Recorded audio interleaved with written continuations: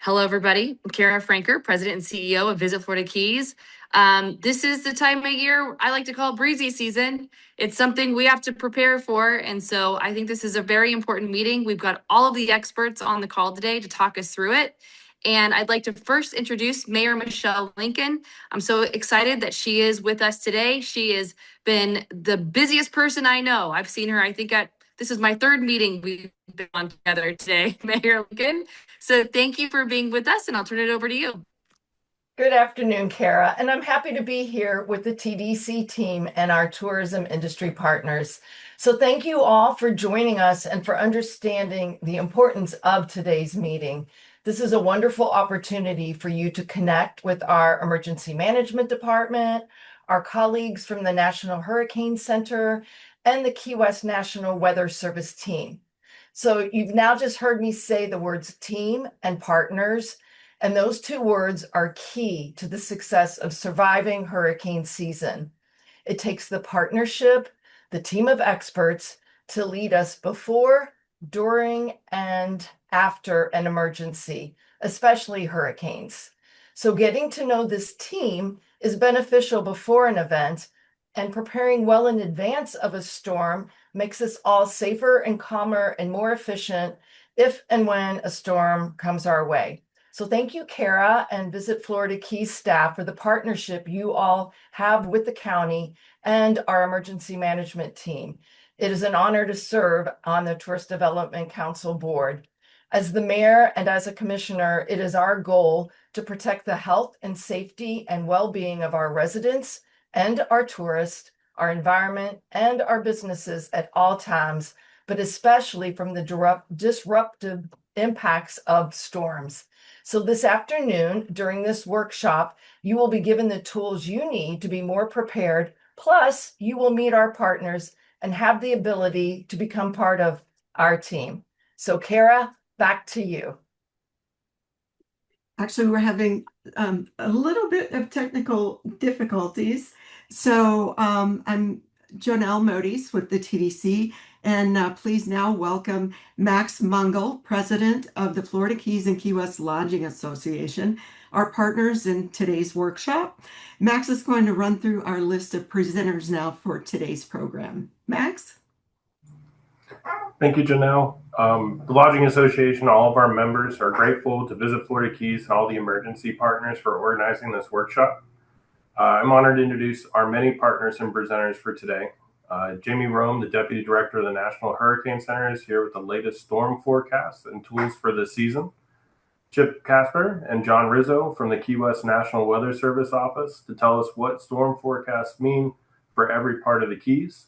Plus Cory Schwisow, Director of Monroe County Emergency Management, who will be talking about return and recovery guidance. Then we'll hear from Kristen Livengood with Monroe County Public Information, and JoNell Modys with the TDC, who will have advice on getting and sharing trusted information with visitors, customers, and the public, plus details about the TDC's Lodging Recovery website and its benefits after a storm.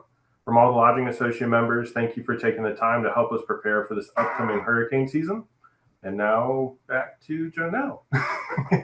Yes, thank you, Max.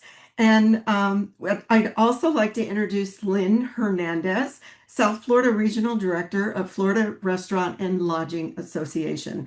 Lynne, thank you so much for being with us today and extending the outreach about today's workshop to your restaurant and lodging members. Welcome.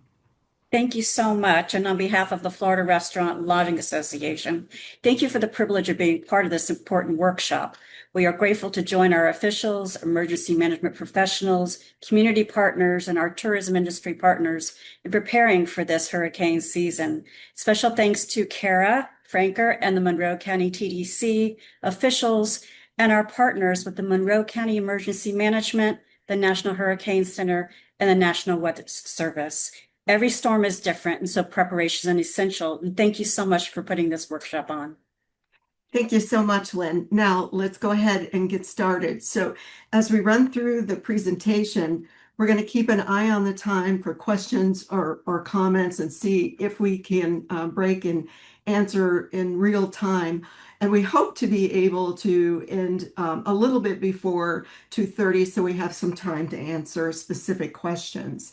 Now, let's go ahead and welcome Jamie Rhome, Deputy Director of the National Hurricane Center, one of the busiest men in Florida today, and he'll tell you why. So thank you so much for having me today. It's actually one of our favorite parts of the job is talking to communities and preparing them for hurricane season. And more recently, we've had to sort of morph that into debunking rumors and misinformation, and I'll spend a little bit of my time talking about that. But hot off the presses, what everybody wants to know about, if you weren't aware, NOAA officially released its seasonal forecast this morning at 11 a.m. Now, you've heard seasonal forecasts in the news, in the weeks leading up to today, and you're probably scratching your head. The reason being is those are non-NOAA, entities making a seasonal forecast. In many cases, they're private companies or universities that make these seasonal predictions. And probably the question that is on everyone's mind is, why does NOAA wait so long to issue the seasonal forecast relative to everyone else? And I'm just going to be honest with you.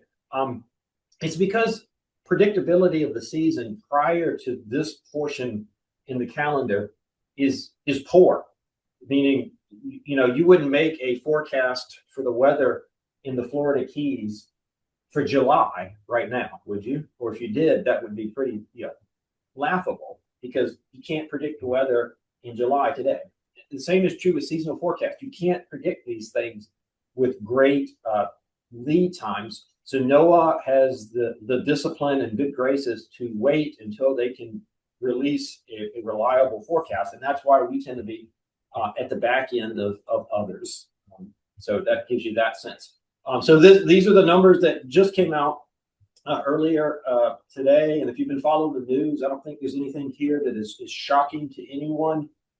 The preponderance of evidence, because of developing El Nino in the Pacific, lend themselves to a below normal to perhaps right about normal season. And there you've got the information, 55% chance of below normal season, and then the number of storms, if that's what you track.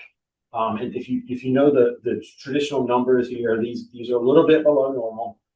But I'm going to go ahead and caveat this with while everybody is enamored with this forecast and these numbers and this information, and we certainly want to get that to you as quickly as possible, for all practical purposes, if it changes the way you view the hurricane season, or it changes your preparedness for this hurricane season, then we have failed you, because this forecast tells you nothing, absolutely nothing, about whether or not the Florida Keys will or will not be impacted this season. Let me say that again, because you might be a little stunning.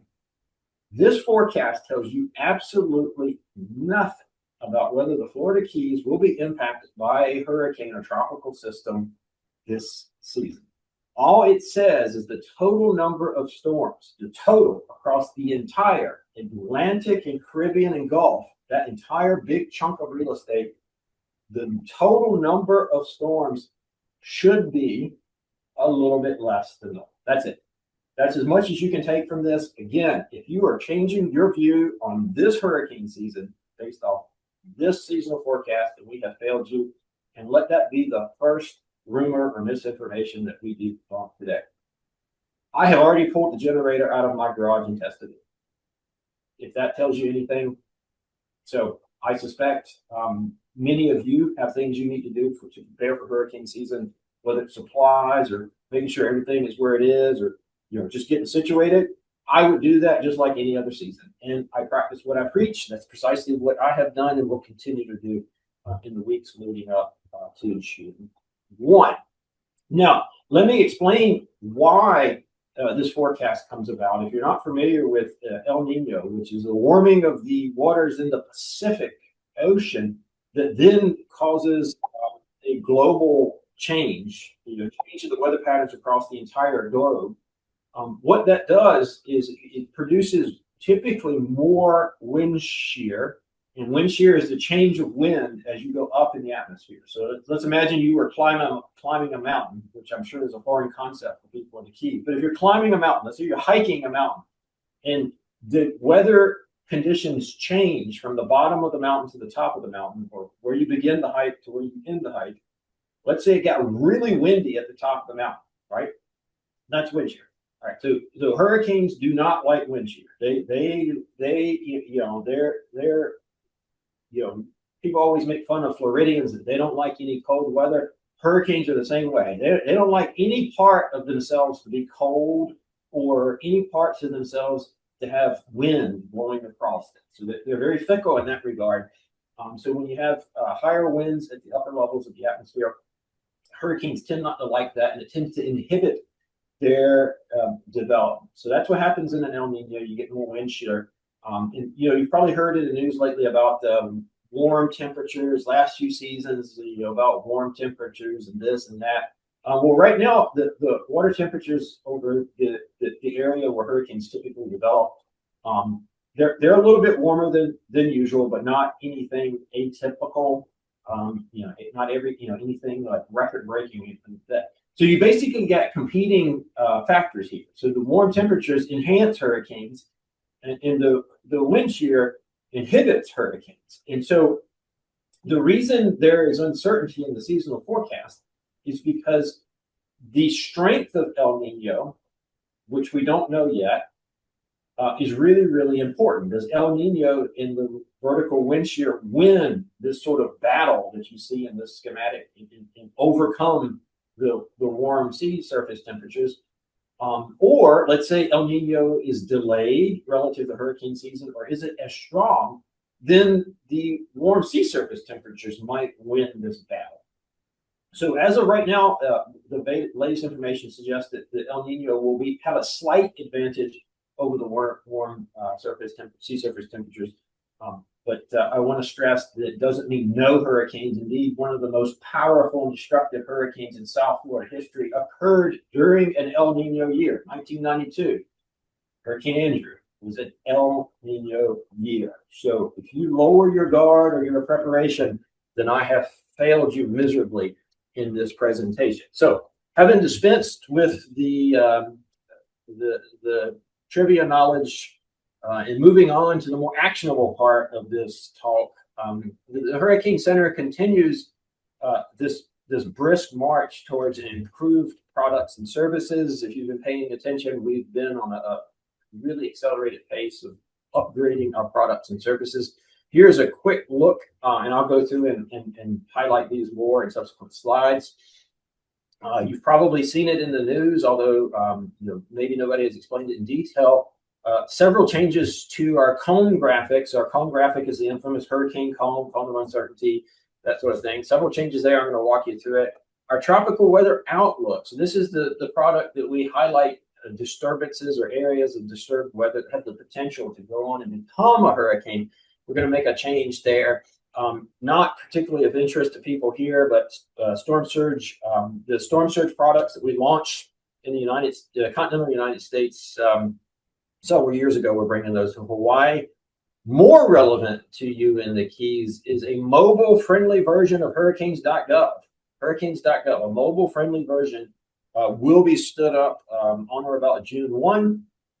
So for this is a version of our website that will scale perfectly to your mobile device. And since if you're like me, probably like 99% of your internet browsing occurs on a phone or a tablet, this will be a very, very welcome addition, because using the traditional or legacy hurricanes.gov on a mobile device was decidedly unpleasant. Even I said that. We'll walk you through the new experimental version. So that's sort of the lay of the land for what I'm going to talk about. So first things first, the behemoth in the hurricane arena, the cone of uncertainty or cone of certainty. So if you've been following along, we started an experimental phase a couple of years ago of putting the inland watches and warnings, or all that colorful stuff on the map over Florida, on top of the cone. Now, why did we do that? Because we noticed that people were too fixated of whether or not they're in or out of the cone. And it really isn't important, as I'm going to explain in a second, whether you're in or out of the cone. What's really important is whether or not the wind's going to blow at your house. How strong is it going to blow? Is it going to damage your house? Is the storm surge going to flood your house?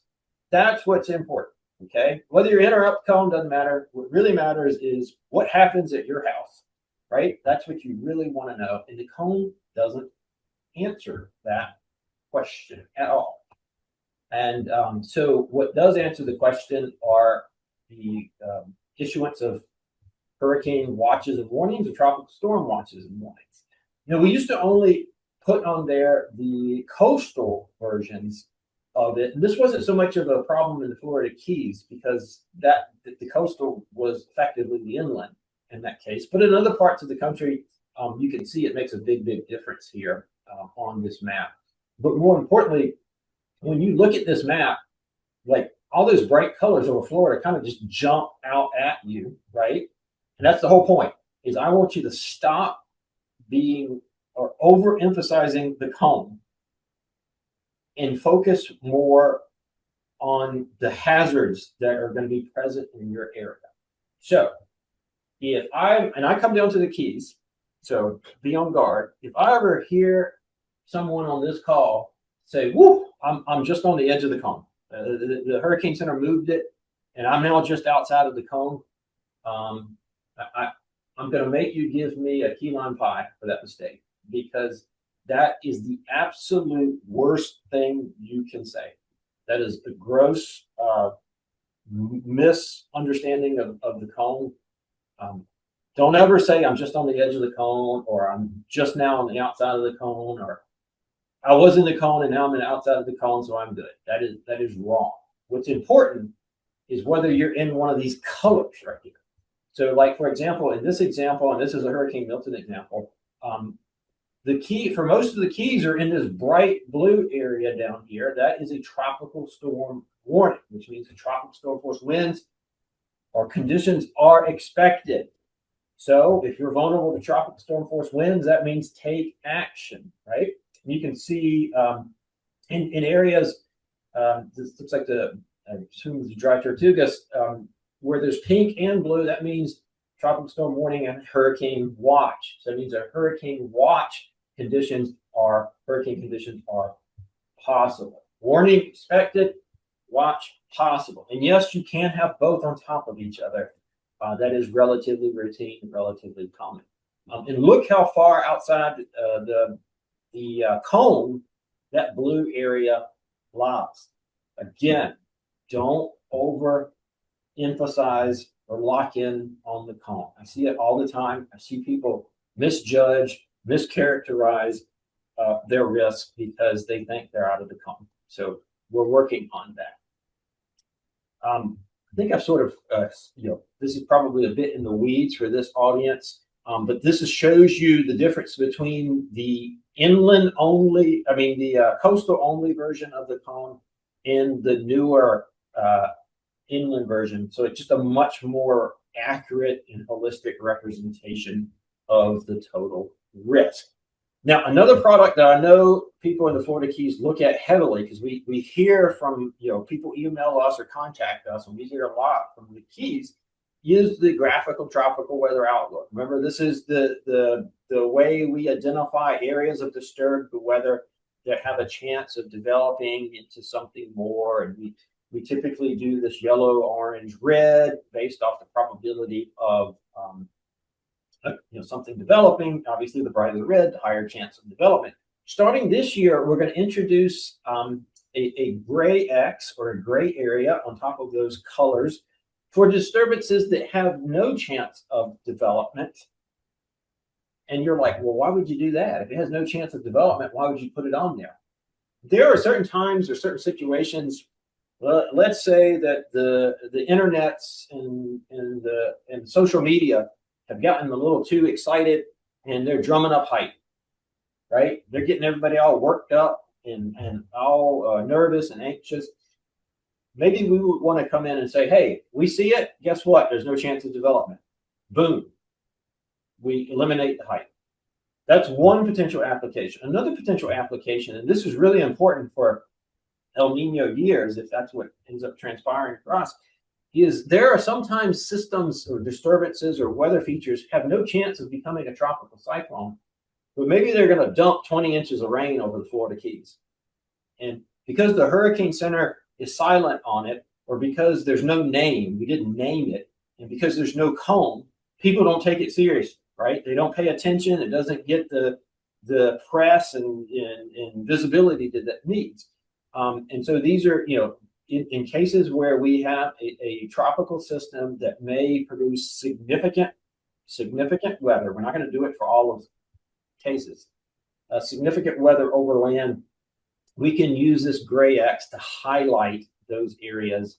And I'm sure Chip is breathing a sigh of relief because this is a much needed, much desired upgrade to the tropical weather outlook. Incidentally, these cases of systems not necessarily developing, but producing a lot of rain, they typically occur in sheared environments like we talked about in El Nino year. So it's very possible we could have a tropical wave or an area of low pressure in the vicinity of the Keys that we don't think is going to develop because the wind shear is too strong, but could produce a significant rainfall event over the Florida Keys. We can now use this product to help Chip and the office down in Key West to help highlight that risk or help illuminate that potential risk.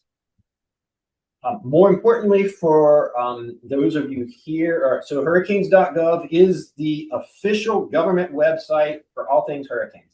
If you're out there looking at this other stuff, do it at your own risk because some of the websites I've seen out there are absolutely atrocious, not only in the design, but just they're putting out information that's just absolutely wrong.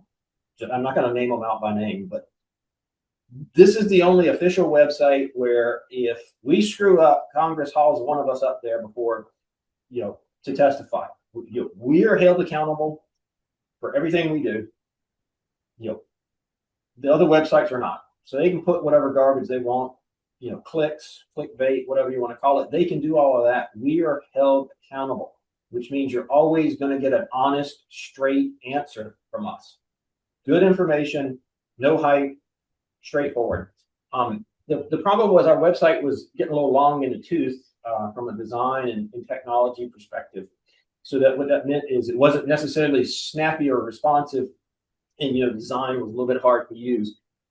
Well, it's going to finally get a much needed refresh.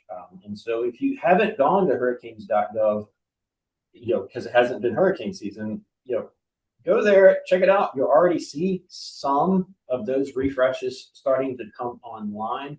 And as we get closer to the start of hurricane season, the mobile, we'll push information about the mobile website. But I'm going to go ahead and tell you some insider information just to make this talk interesting. Everybody wants a hurricane expert to whisper in their ear. Just whisper in my ear. Just tell me. Just tell me. If you look at the very top of the legacy hurricanes.gov website, you'll see this little bitty little thing up there that says mobile site. If you click on that, you may or may not happen to find your way to the new mobile website. Now, take for granted, just keep in mind we're still, buttoning up, battening down the hatches and getting ready for June 1. So it might be a little wonky for the short term. But if you want to get a sneak peek, there you go. I would just whisper it in your ear. Don't tell anybody I told you that. You can also get to that mobile website with hurricanes.gov/mobile.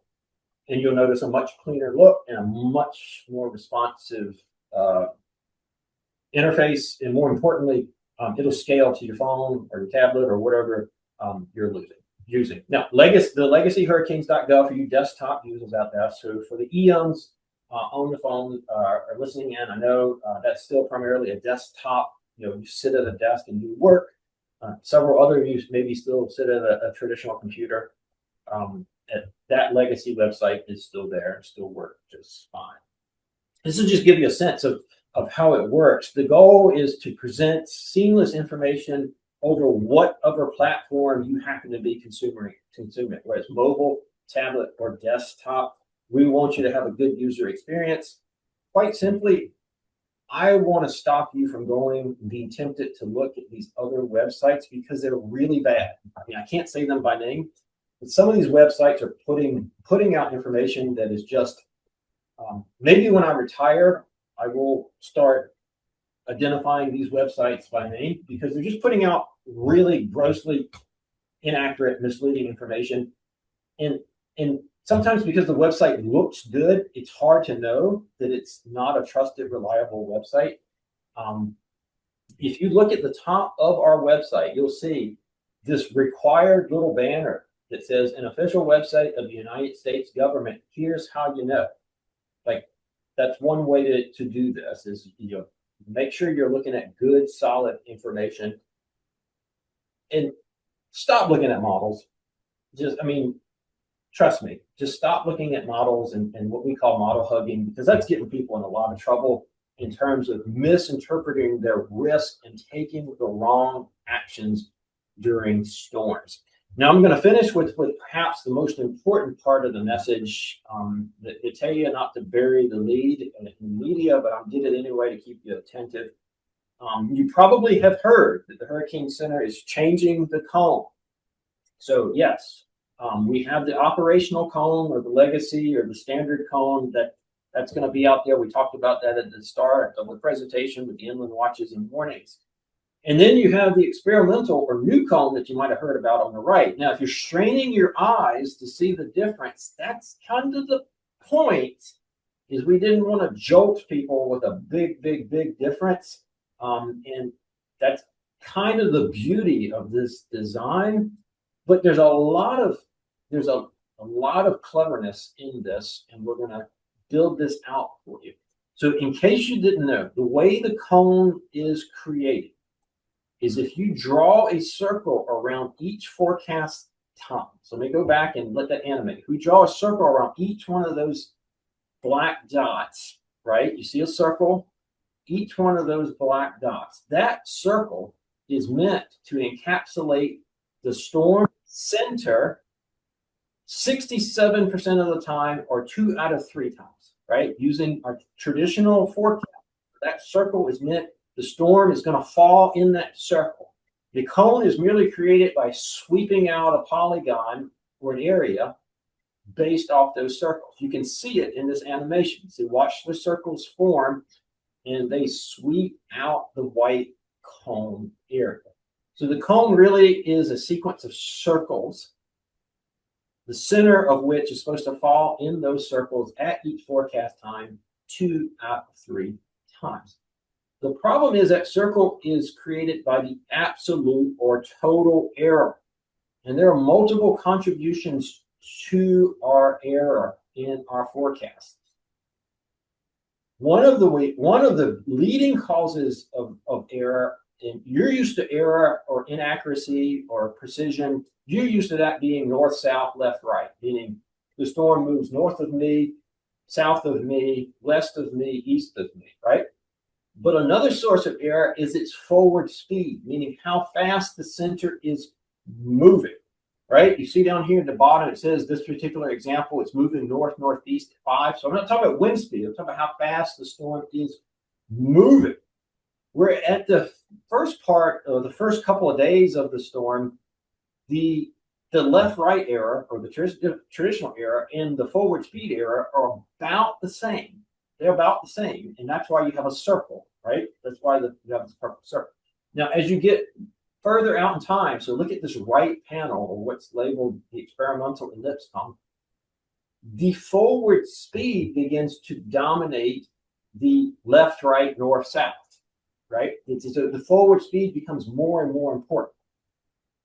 And so that is what was causing some of the challenges with the cone, is in order to capture that forward speed error, we had to draw an absolute circle that was bigger than necessary, right? And that was causing problems. But if you do an ellipse, so the ellipse is then can be stretched, you can now capture this forward speed error. And all of this is to obviously wow you by my mathematics. No, I'm kidding. Is to say that the new cone will not be 67% of the time like the old cone. It'll be 90, meaning the center will fall inside the new cone 90% of the time. So for those of you who've made jokes around the cone of uncertainty, you're going to have to upgrade your jokes to now be the cone of certainty. Because while 67% is, a possible track of the center, a 90% is a probable or likely track of the center, which is a much more powerful messaging, much easier, much more clear way of doing it. Now, in this next example, and this is, I think, where I'll end, this is not how the cone will look. This is an illustration. We've overlaid the old legacy cone with the new ellipse cone so that you can see the difference. And just like I explained, there's not much difference through the first couple of days. So you can see here, there's not a ton of difference through the first. The real difference is in the extended ranges or day 4 and 5, because as I noted, the speed of the storm starts to dominate at those latter days. And the benefits are, this more accurately reflects the true storm forecast era. The old mechanism was something that was the original design back in 2007. This more accurately reflects the current nature of forecasting. It's much easier to communicate. We already talked about it's a likely track versus a potential track. But what's the beauty of this is the cones are so visually similar that it's not an abrupt change. On average, the cone in the Atlantic will be about 23% wider or bigger, if you will. In the Pacific, about 70% wider. And this, we think, mitigates the some of the misunderstanding and misinterpretation. Now, I do want to say, because this is experimental, and this is important, because this is experimental, the only way to get the experimental cone, it won't be available to TV stations, it won't be available to these other websites that I alluded to. The only way to get the new experimental cone is to come visit hurricanes.gov. And remember, I already talked about this, hurricanes.gov is now a refreshed, much better user experience. So that is the only way you're going to get it. We're not going to disseminate it during the experimental phase. So you got to come here to get it. So there you go. New website, new cone. And I think I will stop there. And if I'm over time, I will yield to the host. And if you want me to take questions, I will. All right. Thank you so much, Jamie. That was fascinating. And I appreciate the explanation and the expansion of the cone. It looks really interesting. I think a little easier to digest. So we're going to follow up now with Chip Kasper, meteorologist in charge of the National Weather Service Key West office, who will then bring in John Rizzo, our warning coordination meteorologist. Take it away, Chip.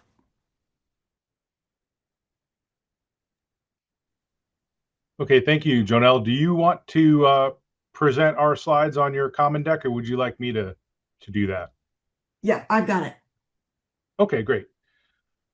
Well, first of all, it's great to be with everybody here. I want to thank Mayor Lincoln and JoNell and Kara and Max and Lynne for just making time for this important activity right before hurricane season starts in about 11 days. And again, thank you for being proactive about it. No, I see the attendee list. There's a lot of folks on. I see a lot of familiar names as well. So yeah, thank you to each and every one of you for taking time out of your day to be here. There's a lot of good information, great information from Jamie there. And I know we'll have John Rizzo, my colleague here at the Weather Service in Key West, on in a little bit. And, and then I know Cory and some others are going to talk after that. Let's see. Do we have those slides up yet, JoNell? Yes, they should be up. No, you need to share screen again, JoNell. Uh-oh. So while she's doing that, I will say, we're 11 days away from the beginning of the hurricane season, and as you know, the hurricane season in the Atlantic Basin, which includes the Florida Keys, it's a 6-month affair here from the beginning of June all the way through the end of November. And I always tell folks I'm not really putting my mind at ease until I can watch the Macy's Thanksgiving Day Parade usually. So because we have actually had storms in November as well. But as you can see from the graphic in front of you now, this is sort of a month by month illustration of the typical number of named storms per 100 years, really across our basin. And what sticks out to you is August and September having the warmest colors and the most activity on average. In the Florida Keys, if we really look at some of the big historic major hurricanes that have affected our communities, almost all of them have happened in the months of September and October. And so the really big, the category 3s, 4s, and 5s, like the Labor Day hurricane, Hurricane Irma, Hurricane Betsy back in 1965, the 1919 storm, the 1910 storm, the 1846 storm, Hurricane Wilma. These are all September, October storms. That being said, we have had impacts from at least tropical storms every month of the hurricane season. So, we've seen even storms that affect us in late May on occasion, but hopefully that won't happen this year. So it is a timely to be talking about this. Let me see the next slide, please. And one thing that I think is worth repeating is that when we talk about tropical storms and hurricanes, and you heard Jamie talk about the cone and and some of the limitations of that, what we're really concerned about and what you should be really concerned about is not sort of the drama of the storm and where it's going and what's changing. And what really matters, and Jamie alluded to this, are these 5 impacts. These 5 hazards and impacts right here: storm surge flooding, destructive sustained core winds, rainfall flooding, outer rain band tornadoes and waterspouts, and then powerful waves, currents, and surf. These 5 impacts are what kill, hurt, destroy, and disrupt life. And therefore, it's really your assessment of your risk, whether it's yourself, your family, your business, your community, with respect to these 5 hazards. And that's really, in the National Weather Service, this is what we're really devoting all of our energy and attention to collectively, us here at the local level, and also working with our colleagues up the road, Jamie and his team at the National Hurricane Center. You'll notice that 3 out of these 5 hazards are water hazards, and that's true. Water really is the biggest killer and disruptor in storms. With the Florida Keys being a low-lying archipelago of beautiful but vulnerable islands extending southwest of the Florida Peninsula, obviously we have to be very concerned with water hazards. Next slide, please. So again, that's what we're sort of devoted to doing at the National Weather Service and National Hurricane Center and your local Florida Keys National Weather Service office. We are both within NOAA and the National Weather Service. We have a little bit different roles, but we're working together, especially once we have a storm. Next slide, please. So the National Hurricane Center, you heard from Jamie. He's the deputy director. Oh, can you back up one, please? Oh, thank you. And a picture there is actually Dr. Mike Brennan, the director, and he's spoken with this group in years past as well. But the Hurricane Center, they're really monitoring 24/7 across the entire basin for any kind of potential for tropical cyclone development. That covers the entire Atlantic basin from the coast of Africa all the way to the islands, the entire Caribbean, as well as the Gulf of Mexico. They have a team of specialists that provide forecasts for the track, intensity, and structure. And then they're collaborating with all the offices within the Weather Service, all the field offices, all the national centers, and working together to provide the latest guidance and watches and warnings and key messages. Next slide, please. Here in Key West, we have a local field office, a weather forecast office, serving all of the Florida Keys and a very large maritime area. And what we're doing is we're focusing on tropical cyclone specific assessments of the local threats and impacts, providing impact-based decision support services to our partners, the county, and especially emergency managers at all levels of government, before, during, and after a hurricane landfall, and then maintaining local partner relationships throughout the year for all hazards. And then also collaborating within the Weather Service for the protection of life and property. Next slide. And the thing about our John Rizzo and I and our team here, you know, we're your friends, your neighbors, your soccer coaches. We live and work in the communities we serve. John and I have been here almost 3 decades doing this, and so we, you know, we know the community, we know the aches and pains and the geography and the demographics and the language and the culture and all the different things that kind of make us special and unique. Next slide. But the point is, in the Weather Service, and Jamie mentioned this, our goal is really, our mission is protect life and property. As Jamie said, if we don't do our job, we get held accountable by the people, and we're not paid by the number of thumbs ups and likes that we get on our Facebook page, although we certainly like to get that feedback. Next slide. So if we're doing this right, what's happening is we're taking the best of science and technology, combining it with our local knowledge, and increasingly best practices with risk communication. You know, we're working with social scientists now to be able to communicate better, both visually and in person, and, you know, in many different ways, so that we can really really affect the bottom line in terms of moving the needle with protective actions and decisions. We do this, as I said, not just when the weather's bad or the hurricanes, approaching us, but also in exercises, tabletop exercises throughout the year and for all hazards. Next. It kind of takes a village, and we work with all these groups. Many of them here are represented on the attendee list. And again, we appreciate you taking the time to be here. Next slide. Go ahead, one more. I won't go through this in detail because I know Cory's coming on, and you can go to weather.gov/hurricane or ready.gov to look at all the ways that you can prepare and get your plan ready for the beginning of the season. FloridaDisaster.org is another good one. MonroeCountyEM.com. Next slide. Start today. You don't want to be in the cone, or have a storm coming, or even the wind starting to come up. To refresh your hurricane plan. Start now while the sun's shining and it's relatively quiet and you have time and your heart rate's a little lower. Next slide. I do want to emphasize one thing. If you know anybody, any friend or colleague, or just anybody that you know that lives on a boat, and we have a lot of folks that live on boats here in our fabulous Florida Keys, please make sure that they're not staying on that boat during a storm. A boat is no place to be in a hurricane. We've seen, unfortunately, tragedies in our recent past with people staying on boats in storms. And so please help us get the message out. A boat is no place to be in a hurricane. Next slide. One more.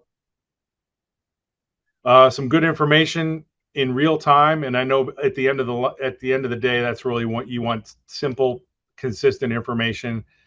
This is a great website, MonroeCountyEM.com, to get county information. And for the city of Key West, they have something similar. Next slide. It's called Civic Ready, so you can get city of Key West specific information on updates and protective actions. Next slide. When it comes to weather, Jamie already mentioned hurricanes.gov, but this is kind of a nice little simple menu that you can use during the hurricane season, starting with the tropical weather outlook, which Jamie talked about, to our Florida Keys hazardous weather outlook, which we update every single day. And then John will talk about some of his updates that we provide, and anything that we send via email that maybe you didn't get, or maybe you had something forwarded to you. These websites will have that information updated in real time. And then, of course, we are active on 2 social media platforms, Facebook and X. And with that, there's my information if you need to get a hold of me. Next up, I'd like to introduce my colleague, John Rizzo. He's our warning coordination meteorologist. He's very familiar to many of you during the season, and hopefully we won't see much of John this year. John? Yes, and good afternoon, everyone. It's always funny following that statement. I hope we don't see you. But anyway, I'm here when needed, of course. And so I'm going to talk a little bit about the tropical cyclone weather briefs and how we support emergency management in Monroe County. Our briefings are issued anytime there is a tropical cyclone threat of any of those hazards, as Chip itemized earlier. And generally speaking, this could be anywhere from 3 to 5 days ahead of a peak event. Of course, some storms that are much longer tracked, a la Irma in 2017, we might have to lean forward. A lot of this is also depending on what is the risk of the community at the time and its population and lodging loading. And that intelligence, of course, is passed to emergency management. And of course, anytime Monroe County or a municipality or any of our military partners request. And I just want to, before we go to the next slide, I just want to say that there is no perfect, rigid timeline in any of this because risk is variable and it's due to the changing vulnerabilities. It can be anything from major construction projects on the highway to the tourist loading, festivals, and things like that. And so that's why I do not get angry at Cory for asking a little bit ahead of the game if he needs that information. Next slide, please. Okay, so basically this is what a briefing would look like if there is a disturbance out there. This dates back to, of course, Hurricane Ian in 2022, when Ian was getting ready to become a tropical cyclone, and there was a high chance of formation for the next 5 days. And I just want to point out too that in any briefing, and of course we'll revisit that little QR square again and that link for you to get a hold of these briefings just by viewing them from our website a bit later. But I just want to key that first slide, the situation overview, which we kind of renamed as a key messages now, is probably your most important one. They're basically your talking points on a single page on anything related to the tropical cyclone and its impacts, potential impacts to the Florida Keys. It's not, here's where the storm is and here's what category is, and it's moving northwest at 10 miles an hour. That information is not impact. And so basically we try to put up front, bottom line up front, in that situation overview. However, you are going to see maps in this case, and for this example, the incipient disturbance. So next slide, please. Okay. And now, if we step forward to when we do have a tropical storm or hurricane making threat, so we step forward a couple days here, and with Hurricane Ian, you notice that these key messages start to break down into the hazards. The tropical storm, in this case, tropical storm wind warnings that were issued, as well as the storm surge watch and warning. I'll be getting to the storm surge watch and warning very shortly. Some very important notes from that. And of course, other potential hazards, if they are not as high or are not expecting as high an impact, then they kind of get bubbled down to the end of the list. Technically, you're going to probably see up front with a lot of hurricanes is storm surge and wind up front. And also a statement over when can preparations be completed. If we're talking about something 2 or 3 days in advance, folks want to know how much time do I have to complete. And so in this case, preparedness actions, I kind of give a deadline there late this evening as we're getting close to that. I do not talk about spaghetti plots and what individual models are doing because none of that relates to impact. Next slide, please. As the briefing goes on, you will get storm information. We understand, especially our military partners and the counties and the cities, they have to put together action plans, and a lot of this has to state up front, well, where is the storm and things like that. So you'll get that information too. Just as a caution, the cone's going to look different this year now that the new cone and warning and overlay of the warnings is now operational for this year. That's important too, because when we're communicating to our guests, they're probably going to ask, where do I have to go? How far do I have to go? So you're going to see all those inland warnings overlay across Florida, and the last thing you should see is the cone and looking at that. So you can tell folks right from there that there are warnings and where they are located. Okay, next slide, please. Okay, as we break down the impacts, we do it for wind, storm surge, rainfall, and of course a tornado threat. We do this probabilistically, and I'm going to show you a slide that applies to both kind of what goes on behind the scenes between wind and the storm surge. But just letting you know that it's not a yes/no question when you're a couple of days out. What we do is basically assign value to that potential, and therefore in the briefing you'll see a little table showing what is the chance of sustained tropical storm force winds throughout the duration of the event for each location. And you can see in the lower right hand there's a little table snapshot. As Hurricane Ian was in the Northwest Caribbean, you can see that the chance of sustained tropical storm force winds up to 72% in Key West. And as the briefings note, you'll note whether your risk is going up or down by following those probabilities. Next slide, please. Okay.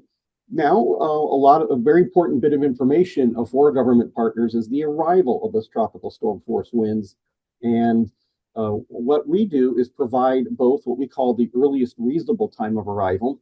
As again, I'm going to show you very shortly what goes on behind the scenes to probabilistic wind forecast. But that also means that there's probability involved in how fast those winds arrive on the Keys. And so the earliest reasonable time of arrival is actually kind of based on the fastest 1 in 10 arrival time. What it means is that there's only a 10% chance, that the winds will arrive sooner than that, and a 90% chance that they arrive after that.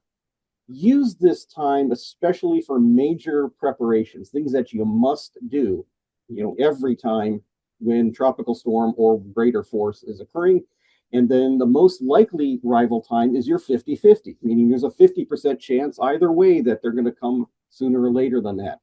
Just note that a couple days in advance, that's a volatile type time. It'll keep shifting as there's every little adjustment made to the forward speed, the size of the storm, its intensity, and likewise.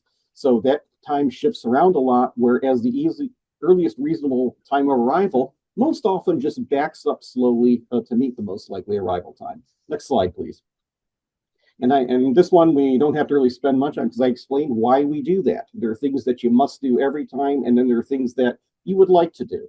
And if I have time, I could still do them. Just noting that if you're always using the most likely arrival time, you're kind of playing with fire on that because that time will shift. There we go. Storm surge watches are also, and warnings are issued separately from the hurricane and tropical storm wind warnings. You're very familiar with, there's a hurricane warning in effect. Well, just note that that does not imply much information about storm surge, which is why the National Hurricane Center has a separate storm surge watch and warning. Now, I don't want you to look at storm surge watches the same way that you might hear about a flood watch on the Florida Peninsula, where there's a chance of flooding rain evolving later today. A storm surge watch is issued when there's a potential for storm surge flooding of 3 feet or more above ground level. I've seen the analogy many times. When we talk about storm surge, it's life-threatening if it's moving water. It can sweep folks off their feet. So think of it as the chance of getting hit by a bus as you're crossing a multi-lane boulevard on there. Having a storm surge watch doesn't mean I'm just going to sit and wait because it might happen, and then when the warning's issued, then I'll start preparing. A storm surge watch here in the Florida Keys is like a call to action. It means you're within 48 hours away from this, for this potential, this life-threatening flooding. So I would say that even above the wind warning sometimes of the traditional hurricane or tropical storm warning, pay close attention if you ever hear storm surge watches and warnings being issued on that. Next slide on there. Okay, there's not going to be a test on this. I'm just showing you what goes behind the scenes. Why are they using probabilistic, information? Why can't you just tell me 2 days in advance that the storm goes there on that skinny black line that there's going to be 5 feet of water in the low sections of Key West? We can't do that. There's always uncertainty in forecasts. As I said, not just the intensity itself, but the size of the storm. How far do those hurricane and tropical storm force winds go out? The time of arrival, low tide or high tide, things like that. And that was very troubling because people would always ask us, okay, you're saying the storm surge could be 5 to 8 feet, but what if it happens at high tide? Do I have to add to that? Just like the spaghetti sauce on there, it's in there. If you look at, I know you're going back and forth with the slides, but I just want to show you that when a hurricane center does a forecast, they're accounting for their historical error over the last 5 years, and that includes deviations in the track, both right and left of center. There's a lot going on within that and outside the cone to compute this kind of data for what the potential storm surge will be. Go forward one slide, please. There we go. Here's the power. Let's take a look at Hurricane Ian. Early on in its life, the center of the cone was basically passing just north of the Tampa Bay area. And if you based your storm surge forecast on that, look down to the south in Southwest Florida, the greater Punta Gorda, Fort Myers area down through Naples, and you see there's very limited shading, maybe 0 to 3 feet or maybe 3 to 6 feet on the coast above ground level. But when you account for the errors in the track intensity, size, et cetera, and timing, high and low tide, you can calculate what is the highest 90th percent. In other words, what is the top 10% of storm surge, which you should use to prepare your property and help protect your life and base your decisions on that. You notice that even with the official track north of Tampa Bay, there is a 1 in 10 chance that waters will exceed 9 feet above ground level all throughout the Southwest Florida area on there. And this is why we use that information. We're accounting for that error. This is what's going on behind the scenes of those color shades that I'm showing you within our briefings. Forward, please. Next slide. There's additional for rainfall. Yeah, when you're worried about 5 to 10 feet of storm surge, you're probably not worried about rainfall. But for weaker tropical storms, those might be the highest impacts. You could get 10 to 15 inches of rain. We know where that floods in low parts of the Keys, as well as tornado impacts. And we know that even hurricanes like Milton, all the way down through tropical storms, have the potential for getting those higher spots of localized damage because of a higher tornado threat. And those graphics will also be a part of every briefing package. Next slide. And this is where you get it. Please don't ask to add a lot of folks to an email list. It's very hard to maintain that in the heat of battle, but please note, both this and the Marine version that you have here, the DSS Brief Marine, is also provides kind of meteorological intelligence, which is a copy of what we provide to the Coast Guard and our military partners, as well as our state FWC. And this way you can kind of follow along and you see what the latest information was that was provided to our partners. No secrets there. Next slide, please. Oh, then that must be it. And just one note, my email there. I know I'm John Rizzo, but I'm actually a Jonathan. So jonathan.rizzo. If you have collectives within your lodging industry, for instance, I've been giving some briefings to some of the collectives that have multiple resorts and hotels. Please drop me an email if you can, if you would like me to go into a little more depth about the risk in your area. I know I'm kind of doing the circuit right now in Key West, but I'm available, and maybe we can get something scheduled with your management teams. That's it. All right, thank you so much, John, and also Chip. Really, really important information. So now we're very pleased to welcome our Director of Monroe County Emergency Management, Cory Schwisow. Welcome, Cory. Thank you. That's a great picture. I'd rather be there right now instead of sitting in this desk. Hey, thank you everyone for having me today, and what a great panel of experts to really talk to us about the threats, and I'm here for a little bit of the preparation, a little bit of the mostly aftermath when things happen, and our team here in Monroe County Emergency Management are doing a lot of great work thinking about scenarios that our community and our visitors do not like to talk about, and outside of hurricane season of mass casualty and wildfires and things like that. So a great team down here in the Florida Keys to make sure that we stay safe and continue to present this amazing community to our visitors. But before I jump into some of these preparedness things and why we make the decisions that we do, I want to piggyback a couple things quickly on that partnership with the National Hurricane Center and specifically the National Weather Service. Chip, John, and his team are absolutely phenomenal and instrumental to why I make the decisions that I do. And I want to and piggyback off of what Jamie had said about don't get fixated on that cone. Pay attention to those colors. And I always talk about the situation when Hurricane Milton made landfall. John Rizzo was embedded in our EOC. We're activated to monitor that situation. But he made a comment that I still remember today is that we're going to see a delayed storm surge, probably about 2.5 hours once Milton makes landfall up near Sarasota County. And sure enough, about 12 o'clock, 12:30 in the morning, we started to see a delayed storm surge in and around Key West and different parts of the Florida Keys. So although that storm was hundreds of miles away from us, and really didn't pose a direct threat to catastrophic storm surge, we still did see impacts, and we were able to predict those with our team down here in the Florida Keys. So kudos to Chip and John for what they do on a daily basis. And really what Chip was talking about, if you haven't made a plan, I'm going to give you your marching orders for the weekend. Hey, sit down, enjoy a hot dog, a hamburger, maybe a cold, cool one for this Memorial Day weekend.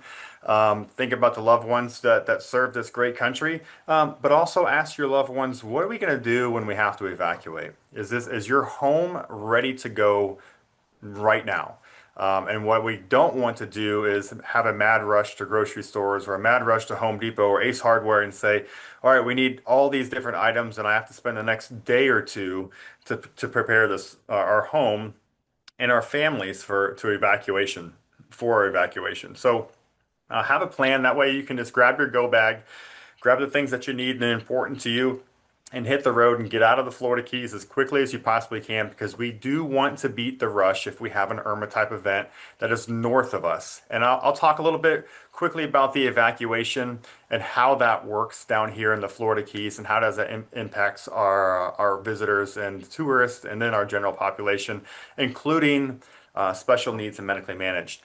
So how do we make decisions? You see right there on your screen. Once we have a declared disaster or a local state of emergency, I do have the authority through Florida statutes to make those decisions to keep our population safe.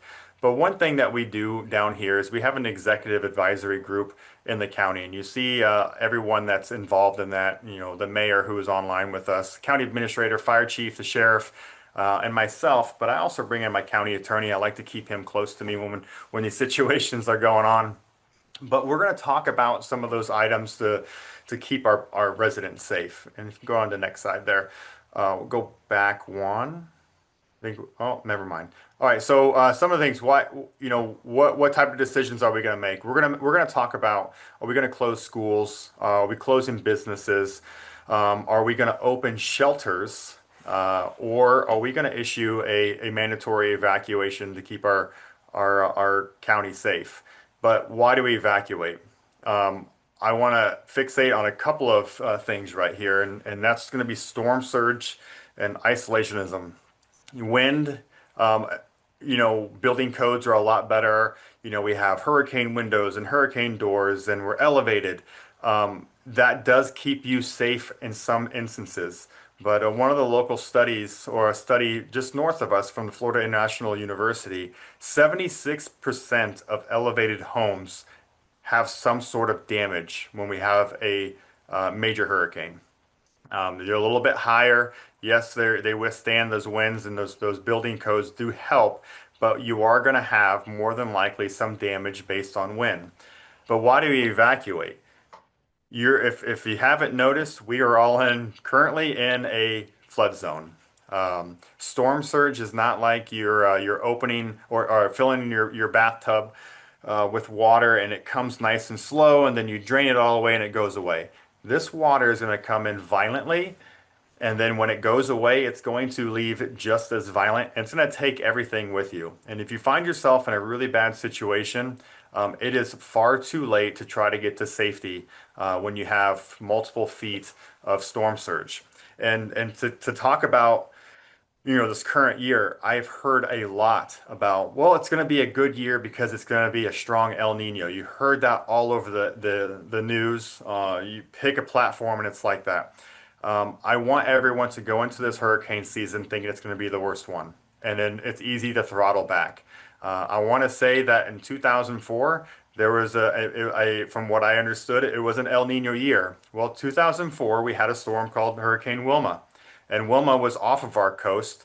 We were outside of those coned areas, but Wilma brought catastrophic storm surge, more so than Irma. That was from Key Largo all the way down to Key West. So it only takes one storm. You look at Hurricane Andrew, very late storm. It took one storm to make it a very catastrophic year. I want you to block out the noise, go into this season like it's any other hurricane season, and make sure that you have a plan. And then isolationism. Worst case scenario for us, we lose a section of Channel 5 Bridge, Long Key Bridge, or the 7 Mile Bridge. We are now, we have severed that one lifeline to get our population to safety or back to your homes, or get vital supplies to the Keys to get everybody back in their homes. Next slide. So our evacuation. So for a strong, I'll say strong tropical storm, a Category 1, and then I'm going to say a weak to medium Category 2, we're going to open up shelters. And we'll make sure if you need a place to go, that you can check into one of our 4 shelters, and we'll talk about that here in a minute. But if it's a strong Category 2, or a major hurricane that's a 3 or a 4, we're going to issue a mandatory evacuation. You look at some of the storms last year, I want to say it was Hurricane Aaron, just east of the Bahamas, out there in the Atlantic.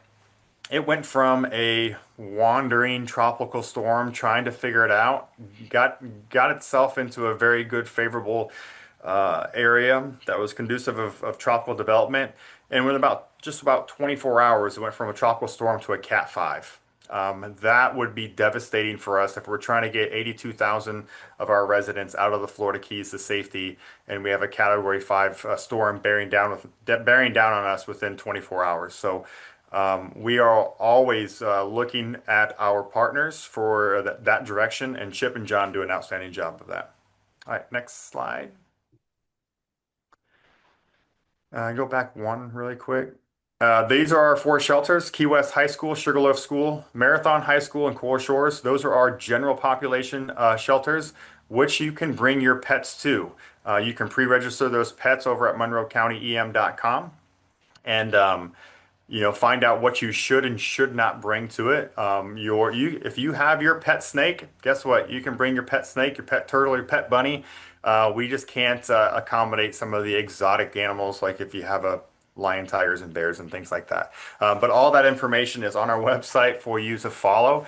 And then if we do need to do an out-of-county evacuation, we have secured commercial bus contracts to transport anybody in the general population that needs to get transportation to the Florida International University over at the Fuchs Fairgrounds, or Fuchs Pavilion on the Miami-Dade Fairgrounds. We will provide transportation to you free of charge, along with your pets. So you don't have to leave Fido or the kitty cat or any of that stuff. Make sure you have your a way to transport that pet, and we will provide transportation. But also, we will have designated transportation for our special needs populations. And then we will initiate a medically managed evacuation, partnering with the Air National Guard, to transport our medically managed populations to another medical facility on the mainland. Go ahead, next slide. So these are our residential reentry stickers. I'm going to burn through this very quickly, and I'll just say this: if you have them, great, keep them. Do you need to put them on your vehicle? No. All right, you can throw them in your glove box. If a storm happens, you can have it readily available. What if you sell your car today and I evacuate you tomorrow? Are you going to be able to get back into the county? Absolutely. This is the reason why I want you to have a plan and have a kit that you can quickly take. Take all of your documents that prove that you are a resident of this county, or you own a home in this county. Take your marriage license, your divorce decree, whatever is important to you, and take that with you. If you find yourself without a residential reentry sticker and we bring back the population, make sure you just show that the proof that you live here, and you will be given reentry back into the county. So I want to make sure everybody has that peace of mind. And so the different areas are different colors, and go from there. I'm going to briefly talk about something really, really fast, and I know I'm running out of time. But we do have a separate reentry program. It is our emergency worker and our critical business reentry program. If you have a business, for example, we are partnered with some hotels down here in the Florida Keys, and the TDC has done a fantastic job getting us in touch with some of our partners. If you own an Airbnb or a rental property or a hotel that you would like to partner with Monroe County Emergency Management to house our emergency workers, we will provide you with an emergency worker reentry placard, and it's going to be in a form of a QR code this year. We were issuing placards that you hang in your rearview mirror. Give any of us 5 minutes with Adobe Pro and we will counterfeit that. And our partners north of us and our folks north of us are really good at that. So we are issuing you an individualized QR code that you can save to your phone or you can print off. And then when you get to the checkpoint, that QR code will be scanned. As soon as it is scanned, it'll deactivate, which will prevent any type of counterfeiting. But what that does for our partners is it timestamps exactly when those emergency workers came back in the county, and it allows me to know who's in the county and activate volunteers. We lost out on a lot of money during Hurricane Irma by not documenting how many volunteers were in the county working, because when we do our financial reimbursement with FEMA, we can account for $37 per person to responding to a hurricane or a disaster. We could have almost paid probably at least half of what the cost was for debris removal. Debris removal here in the Florida Keys was over $20 million. So we need to account for as many volunteers as we can, make sure we get the proper documentation, but it allows our partners to get back into the county. If you own a construction business or you have heavy equipment that you can help with clearing roads, clearing side streets, be part of our emergency response teams that are inside of our communities. We will get you back in the county 24 hours post landfall. I cannot bring anybody back into the county until I have done my road inspections. I've done my bridge inspections. We have running usable water for our residents, and I have medical services. We can live without all the other stuff, but I have to be able to do those inspections, which will take me, no more than 24 hours. But until I have running usable water that you can put in your home or you can flush your toilets, and then I have medical, I cannot bring the residents back. So those assessments are happening very, very quickly. All right, next slide. All right, I'm going to pass over this because this will be addressed by Kristen Livengood, our Public Information Officer. And then again, I'll highlight Alert Monroe. If you want information extremely fast and or updates while you evacuate, please sign up for Alert Monroe. Even if it's an isolated incident that's an emergency, I can use the Everbridge platform. I can geofence that specific area, and I will send you, no matter what your cell phone carrier is, a direct emergency notification that will ring on your phone just like an Amber Alert, or with the National Weather Service, a tornado warning on a specific key. So if you need that, go onto our monroecountyem.com page. You can sign up for Alert Monroe. And then at the bottom of the page there, if you visit either our webpage or floridadisaster.org, there is a whole slew of information that you can use to help you and your family prepare for a hurricane type event. And with that, I think that's it. Thank you so much, Cory. And now we have Kristen Livengood, who is here. She's the Public Information Officer for Monroe County, and she is extremely busy, extremely efficient, and she gets the word out, and she's going to tell you a little bit about that. Thanks, JoNell. I'm Kristen Livengood. Just a little bit on my background. I have worked for the county for the past 8 years, and I have a communications degree and a journalism degree, and I worked for a newspaper 10 years prior to that, and I'm born and raised here in the Florida Keys. So I'm not I'm used to hurricanes, and I remember my first big hurricane was Hurricane Andrew back in 1992. So anyway, I do all of our social media for the county, as well as update our website and do all of those things. So I was going to give you guys some real tips regarding your personal social medias for your businesses. So especially for restaurants and hotels, which I know are very heavily represented right now. So my biggest tip for you guys is to follow Monroe County Emergency Management on Facebook. And we will post everything that we're posting on our website on there too. And this is where you're going to want to share things that are coming directly from Monroe County Emergency Management, directly from the National Weather Service, directly from the National Hurricane Center, directly from FloridaKeys.com, from Florida Keys and Key West, if you follow them on Facebook, obviously, to share all of their things. And these are where you're going to get credible information from. Another thing, before a storm, you're going to want to immediately, I know for me, I pre-post a lot of things. So like on Friday, if I'm off, something will post, or, something will continue to happen, even if I'm, gone for a week or something like that.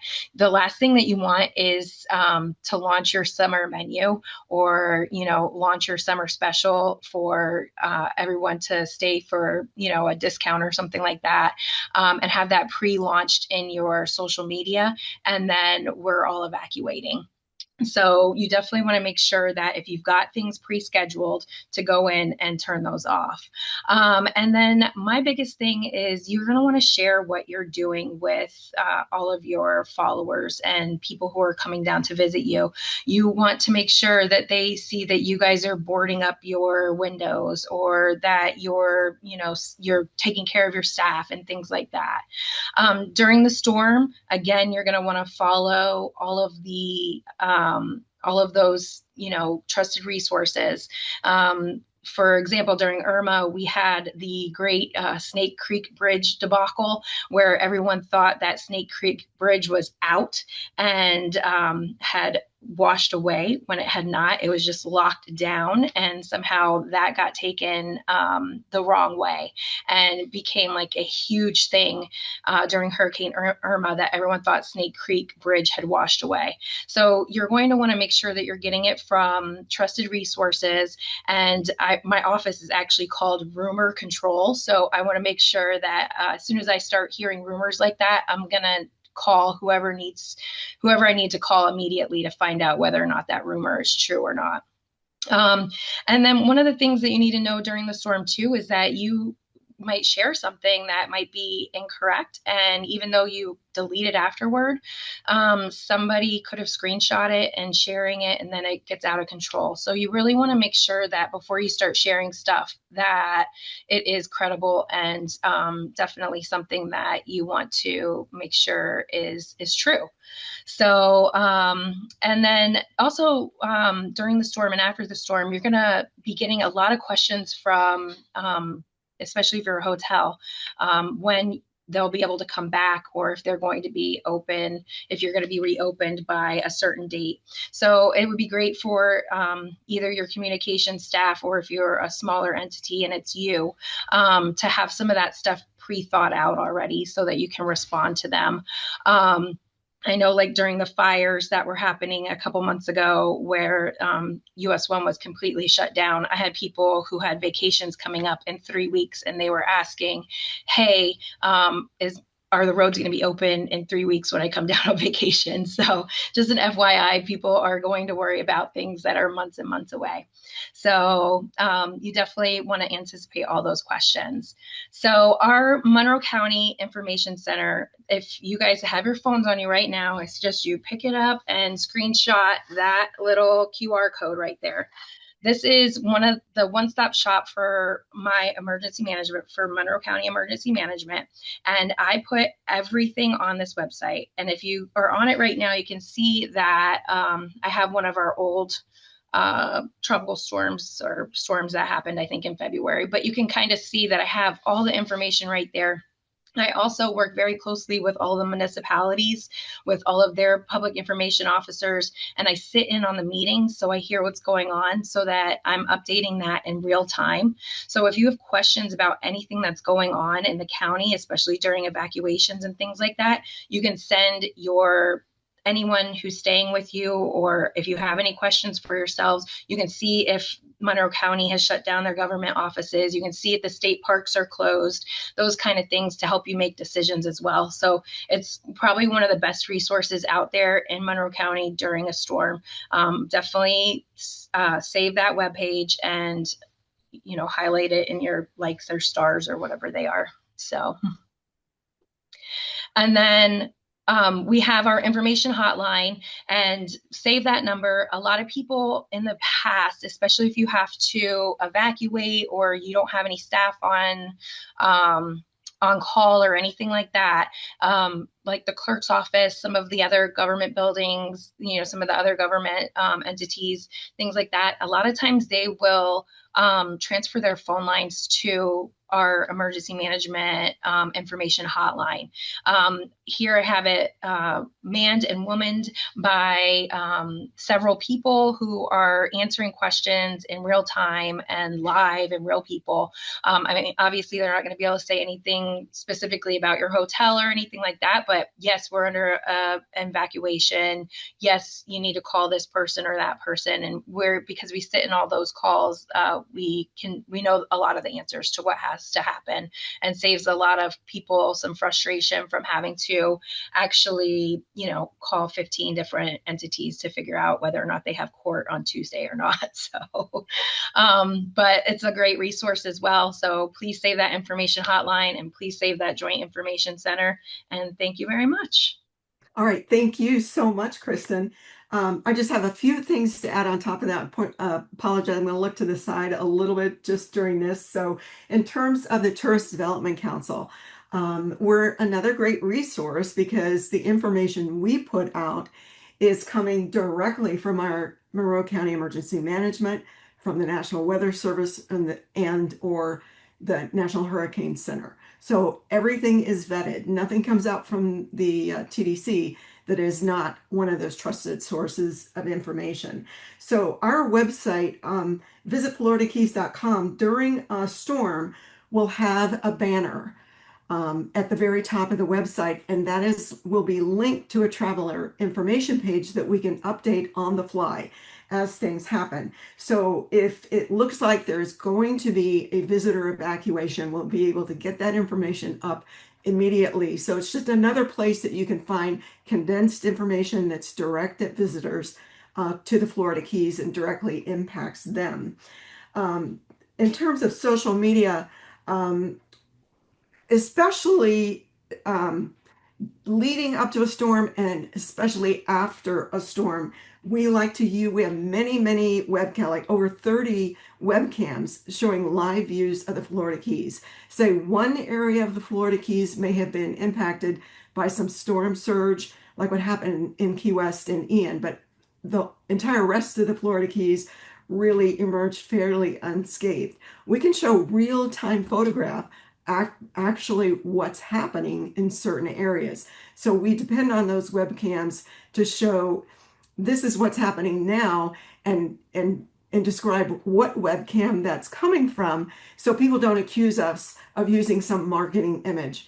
No, we're going to use exactly what's happening out there in real time in the destination. And as far as social media, we do use those trusted sources. And if you're not signed up for our e-newsletter and alerts, you should sign up right now. And if you screenshot that right there on the screen, you'll be able to sign up to receive our advisory emails. So we do email advisories out to the industry and community partners. So as I said, the information is vetted. For instance, we'll be on one of the county coordinating calls with representatives from each one of the municipalities, emergency management, Monroe County, all the fire chiefs, the sheriff, et cetera, et cetera. At the end of one of those calls, if there's significant information given out, such as schools will be closed tomorrow, we will do an advisory and have that vetted by Cory and anyone else whose information that we share within that advisory. And then we'll put that right out to the industry, and you can share that information then immediately to your guests. Just some, Kristen covered this really pretty well, but some additional tips and strategies for messaging. For instance, before a hurricane, you want to be proactive about your preparedness. So please designate a media spokesperson. That can be, for instance, a hotel or restaurant general manager and one other person. So if you're fortunate enough to have a media relations person, that's a good person to also designate as one of two media spokespeople. And the two of you have to be in touch constantly and decide who's going to be where at what time. And then during the hurricane, transparent and timely communication, provide honest updates, align with local officials, and I think at that time, don't overshare. Take care of yourself, take care of your employees, take care of any visitors that have refused to leave, take care of the people that are in and around you, and as well as your families. So don't be so focused on messaging until after the storm is over. Take care of what needs to be taken care of and be safe during the storm. So after the storm, you want to clearly communicate what is your operational status. Say if you're a hotel, I'm open, but I'm on generator power and I have 30 rooms available that I can share, especially priority for emergency management workers and displaced residents. So you can make that very clear. And then if you have recovery that needs to happen, repairs, share that, show your efforts, show your team as they're going out there doing those things to your property to help them build confidence. So, and you want to also be safe and responsible. Don't repeat rumors. Remember, Kristen's rumor control, get your information from her, but praise local responders and volunteers and your staff. Really, those people are working tirelessly to get our destination back up and running. So you really want to show your thanks at that time. And remember, the TDC is here to help. If this is the last thing we share with you today, this is one of the more important. So we do have the Florida Keys Recovery Lodging site. This is information on local lodging available for those emergency workers, insurance adjusters, relief workers coming to help with our food situation, prepare meals, etc. And as I said, also displaced residents who chose not to evacuate. So we'll be able to show on this site room availability, rates, parking, what food service you have, power, Wi-Fi, and local contact information. This is powered by the TDC's website booking engine, which is called Ripe. The site is live, but it won't be actively promoted until it's actually needed. And the site is lodging.visitfloridakeys.com/recovery-lodging. So training is available on how to work that system. But right now, accommodation properties that are not signed up yet, you can go to partners@fla-keys.com and we'll get you signed up. So right now, in the effort to stay on time, we're going to bid you goodbye for today. I'll just leave this up for a moment. We have all of our emails here if there's anybody you decide you need to get back in contact with. And a note also, we'll be putting this on the TDC's YouTube channel, the entire presentation. So just give us a few days to get that recording and we'll get that out and make it available. Thank you, everybody, for joining us today. Thank you to all of our speakers, to Mayor Lincoln, and everybody involved with this effort. We hope you enjoyed. And remember, be safe and be prepared. Thank you.